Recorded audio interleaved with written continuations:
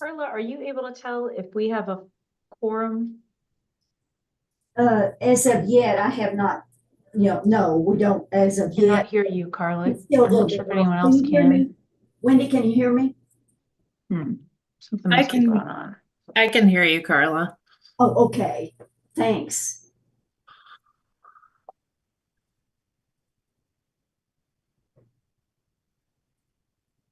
I'm not showing this. I don't think Wendy's hearing, receiving anything, is she? A message? I can hear you now. Can you hear me?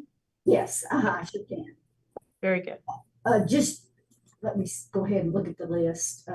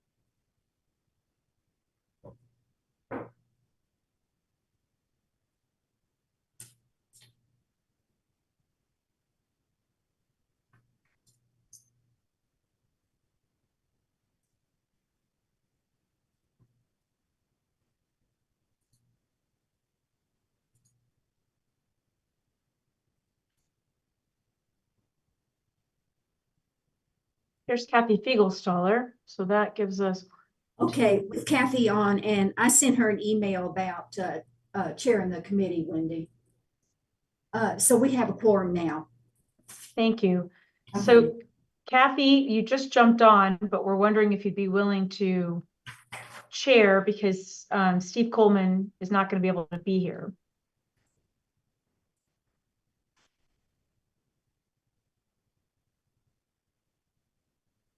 You are muted, Kathy, if you happen to be talking.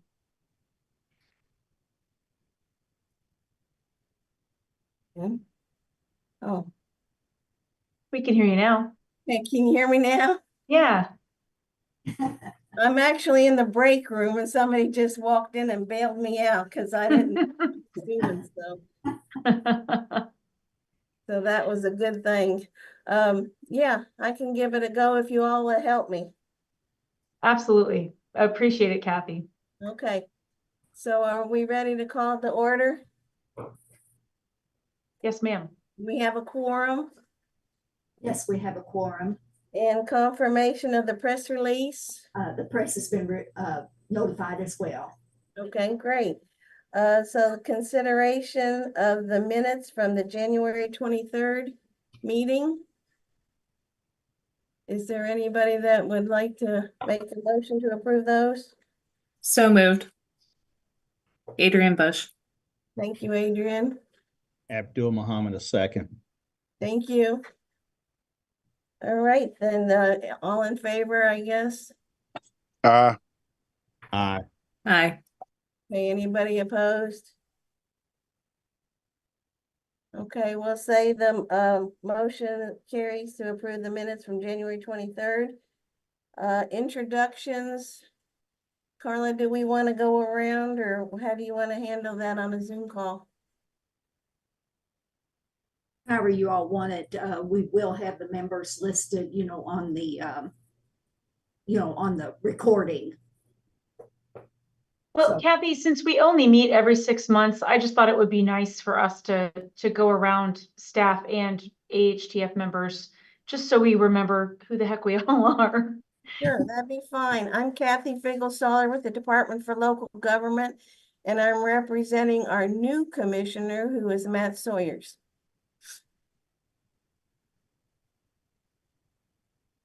I'm Abdul Muhammad, market president with West Banco Bank and also regional sales manager for the state of Kentucky in a residential area. I'm Travis Yates. I'm with Beacon SoCar.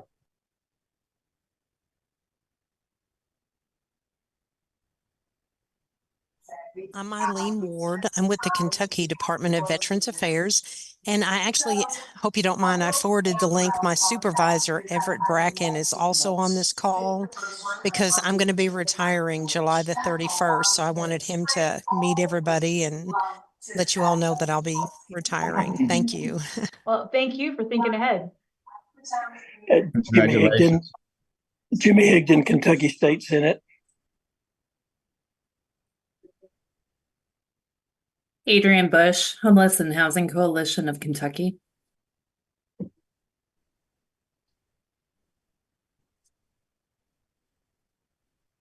Everett Bracken with Kentucky Department of Veterans Affairs.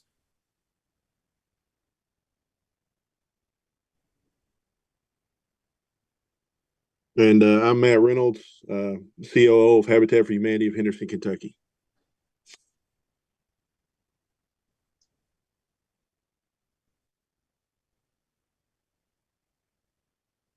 Representative Kilcarney, did you want to introduce yourself?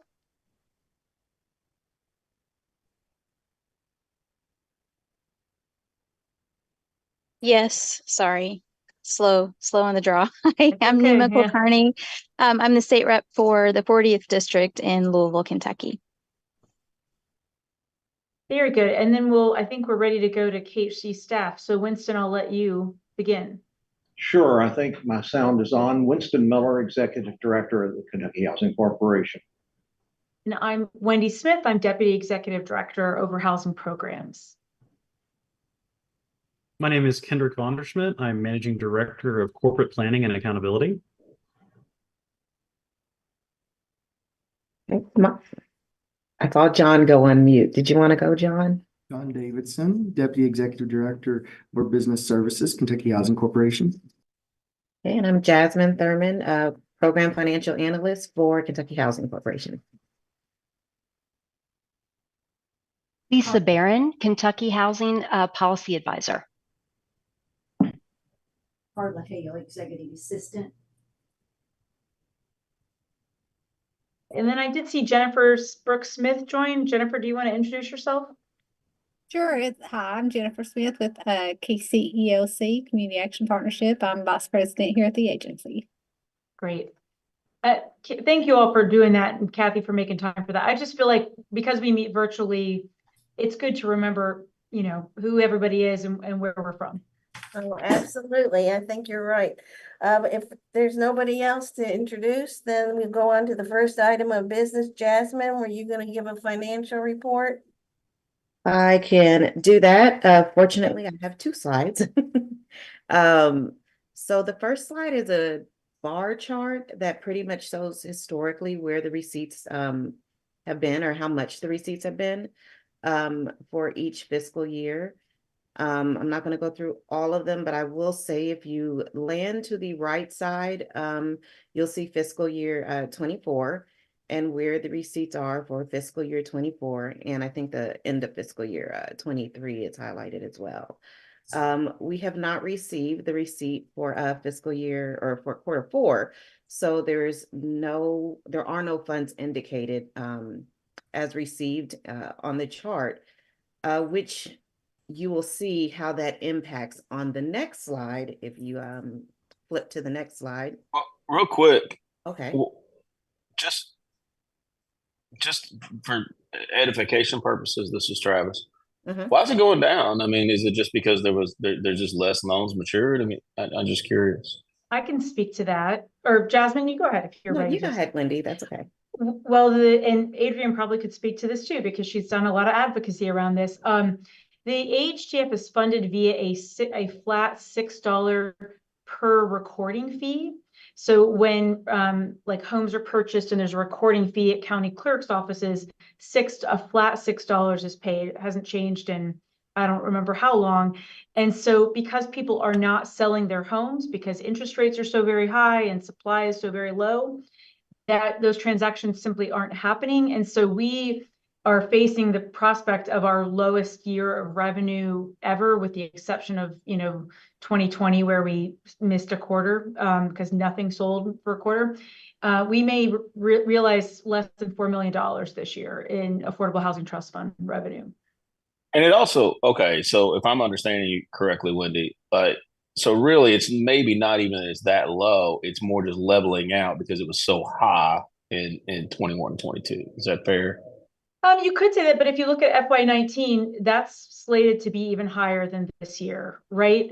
Right. Okay. Because Just curious. because it's a flat fee and transactions have gone down, its revenues just trending downward. Wendy, excuse me, it's Jimmy Higdon. I think that was voted in about 2006. It was part of a $12.50 addition to recording of a deed. I'm not sure where the other money goes, but anyway, that's it dates way back 2004, 2006. Adrian, did you want to speak to it all? I know you've done advocacy around this. Sure. Senator Higdon is absolutely right. It was established as a dedicated revenue source in the 2006 session. It became effective in 2007. And it is part of the larger county clerk's recording fee schedule in KRS 64.012. And that actually details where all the fees that the county clerks record and collect on behalf of their communities, what happens to all of those fees and where they're supposed to go. And I will just say this is, of course, a concern for a lot of our partner nonprofits that use these funds, in particular because AHTF is some of the most flexible money, not the most, but it is very flexible because it's state generated. It doesn't have all of the federal requirements tied to it. It is limited to folks earning 60% of area median income or below, so definitely low income Kentuckians, but it's a really useful source for a lot of our rental projects, but also a lot of Habitat for Humanity organizations around the state really do favor this funding for their home building. And Wendy, if you don't mind, let me jump in real quick and just say, when we look at what other states are doing who have established an affordable housing trust fund or even multiple housing trust funds, such as what Kentucky has done. I was at a conference 2 weeks ago and was talking to my counterpart in Ohio. And she was very concerned because their state affordable housing trust fund, their receipts, it was expected to go down to 70 million. I know. And I was like, well, that's a nice problem to have.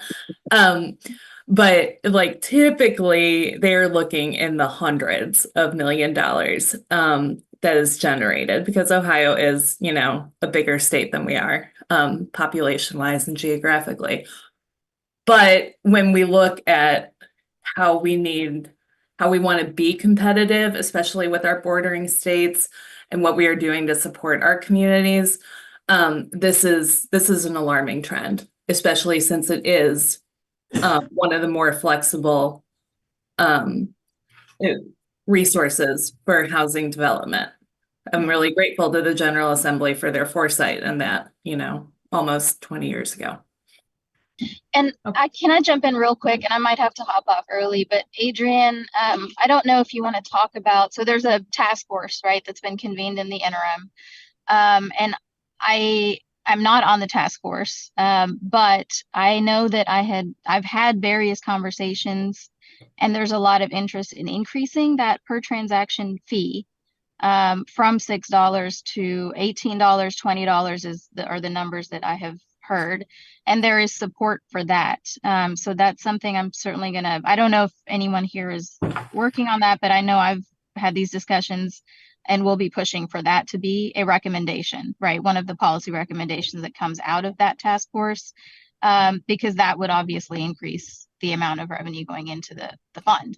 And then I had one more additional, this may be out of order in this particular part of the agenda, but I recently had two different individuals talk to me about individuals deeding their homes to the city, right? Or to the city or the county. that where if it's individuals where, you know, parents have passed on, and they don't want to sell it, they just want to deed it, and it could be a potential for a stock, right? A potential source of stock for housing. And then the other piece, which is related but not exactly the same, was about taking, and in Louisville especially, this is an issue, and I'm sure it is everywhere, but vacant houses, right? Abandoned properties, that kind of thing, incentivizing individuals to be able to move into those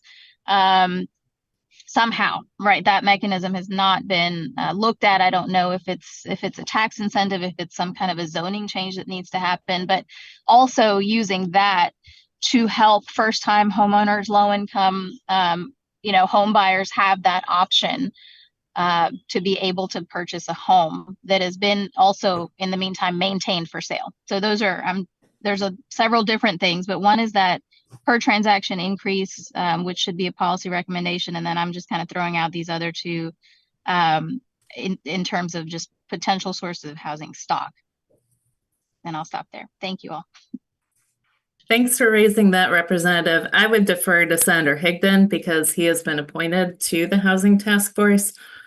But I also want to say we're really grateful to the General Assembly for creating the Housing Task Force and kind of seizing this moment where housing affordability, housing supply is becoming a concern across the board and in our larger communities and our smaller communities.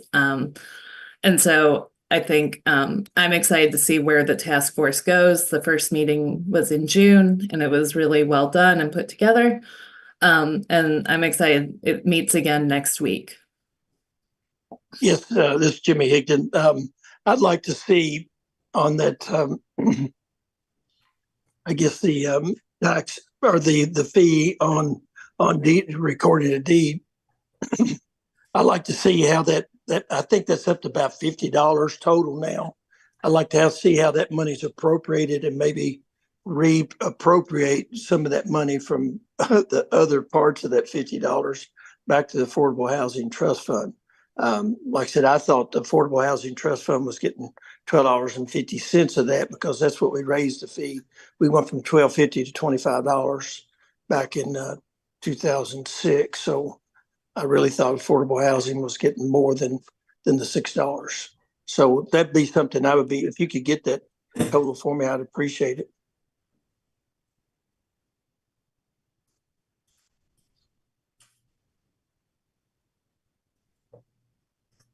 Jasmine, I bet you had no idea your report was going to last this long. It's okay. It's okay. I'm learning I'll go to your next slide. So the second slide breaks down the numbers pretty much. It shows our cash balance per quarter and then the outstanding commitments. And then at the bottom of the spreadsheet document, you'll see the funds available / uncommitted amount. Highlighted is the June 30th information. I do want to just remind that cash balance on June 30th does not include the Q4 receipts. So that's why towards the bottom, you're seeing that huge deficit because that receipt has not yet been reported. I don't anticipate it to be that negative once the receipt is recorded, but we will probably still show a negative balance there. But if you look over to June 30th of last year, we had a negative balance there as well. And just to remind everyone that we do have that $5 million forward commitment. So while it's negative, we have that forward commitment there. So it's not concerning. If that makes sense. And we started forward committing, and by that we mean committing more than we actually had on hand in anticipation of future quarters, so that we could get more projects going and not wait on the receipts, because a lot of these projects, particularly our large multifamily, they take time. So we might commit the dollars, and they might not be spent for a year or more. So we began forward committing. I do want to make sure you all know that we will forward commit less. We might not go up to that 5 million because we are concerned about quarterly receipts, dropping. But don't, as Jasmine is saying, don't be, worried about that negative. We're not worried about it, but we probably will be a little more careful about forward committing in future quarters.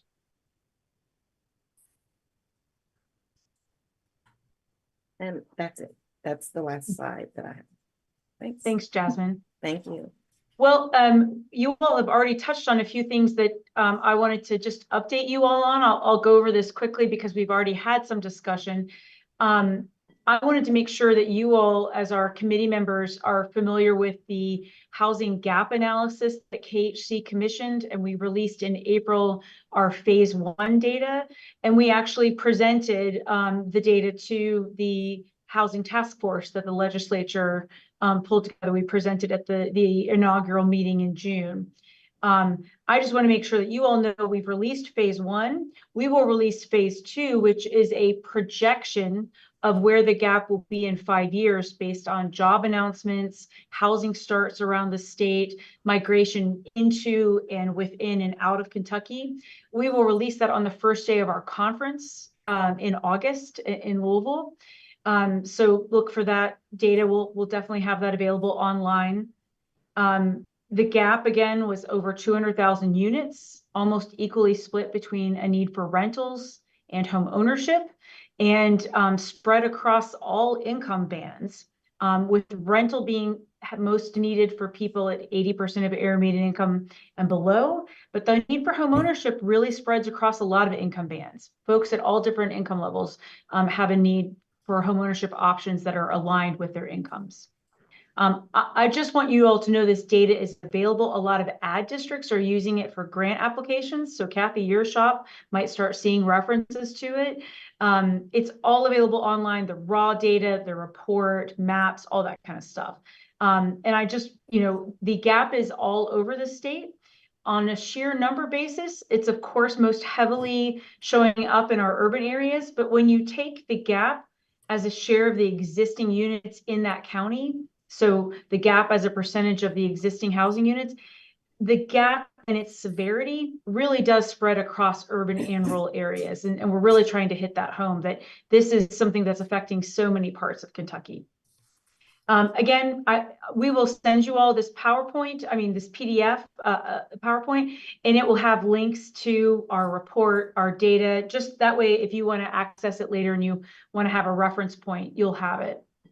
What I also wanted to share was that in addition to our report, the Kentucky Chamber of Commerce, along with the Home Builders Association, released a report just, I think, 2 weeks ago that kind of touches on a lot of the same themes that our gap analysis did. Theirs is less data focused. It's more kind of trend focused and dynamic focused, but really pointing in a similar direction.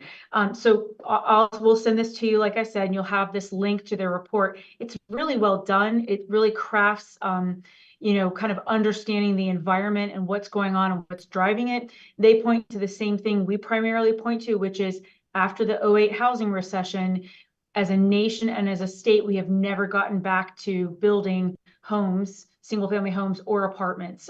We've never gotten back to the level we were before the 2008 recession.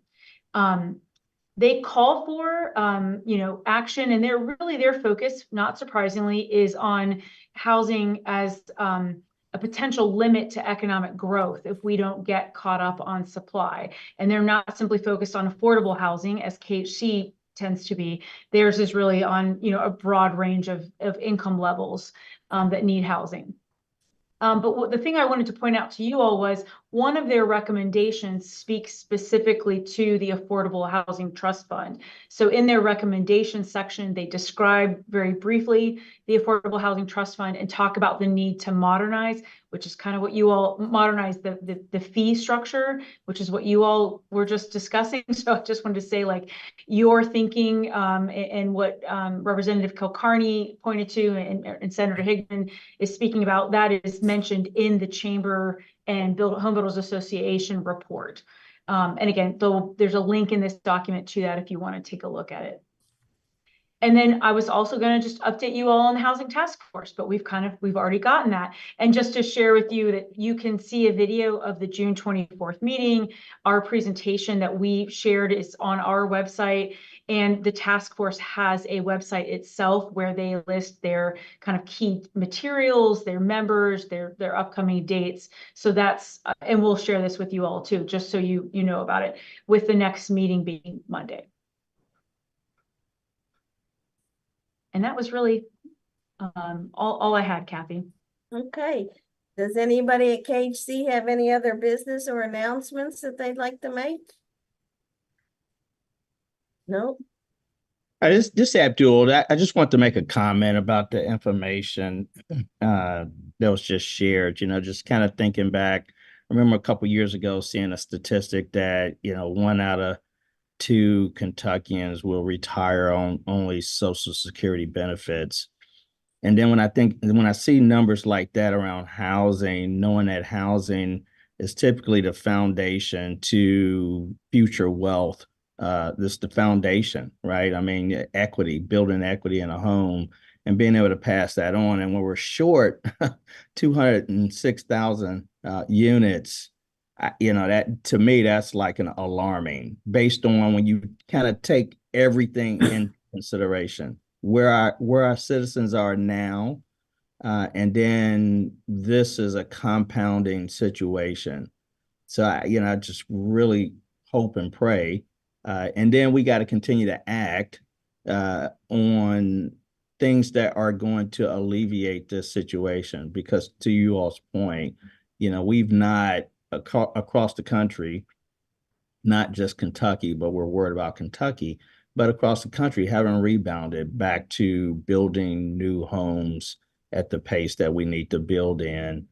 So I just want to make sure that I, say that, just because this is kind of systemic, and that housing piece is a crucial foundation to a lot of families that's just making it. It's not just a roof over their head, right? It literally is the foundation to wealth building.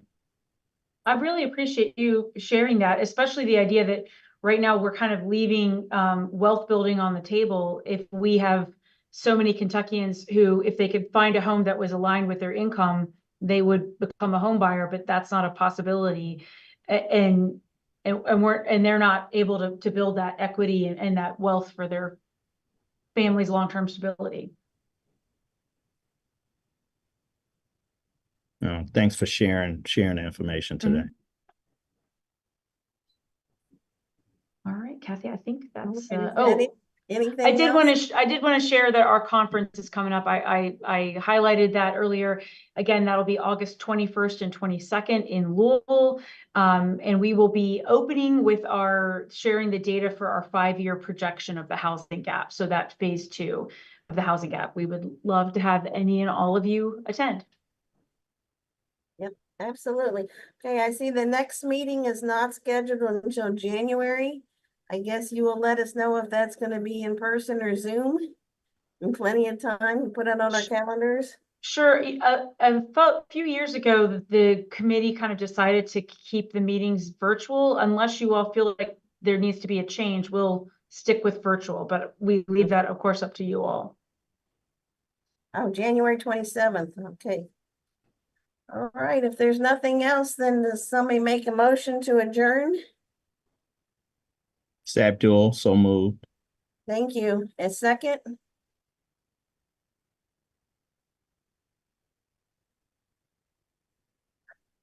I'll do it again if nobody. No. Second.